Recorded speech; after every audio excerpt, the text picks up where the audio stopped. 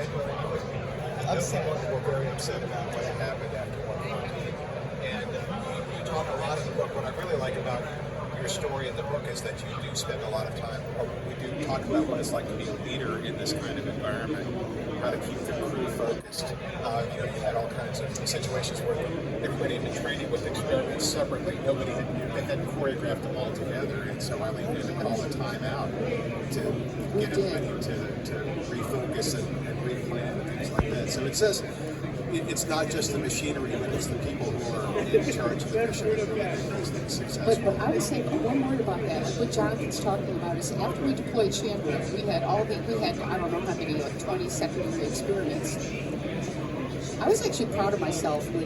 So Mission Control was trying to help us too much. So they kept calling up directions and you do this, do that. And it just got to be too much micromanagement from the ground.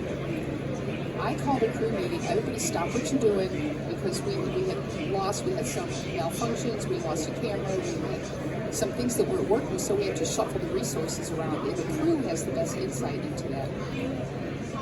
So I called a crew meeting and Mission Control kept calling up with Columbia, and I said, don't anybody answer that.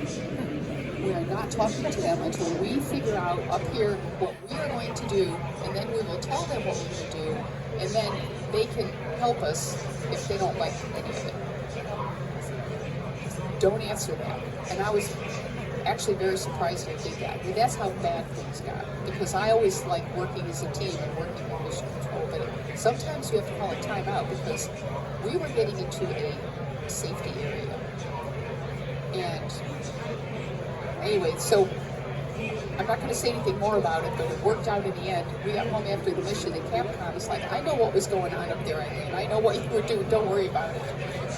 I would think they'd have to realize what was going on, right? I mean, it was chaos. Yeah, I mean, I'm sure you've had like the perfect storm sometime in your life when like everything hits at the same time, and you're like, oh my God, what am I going to do? And you just want to give up.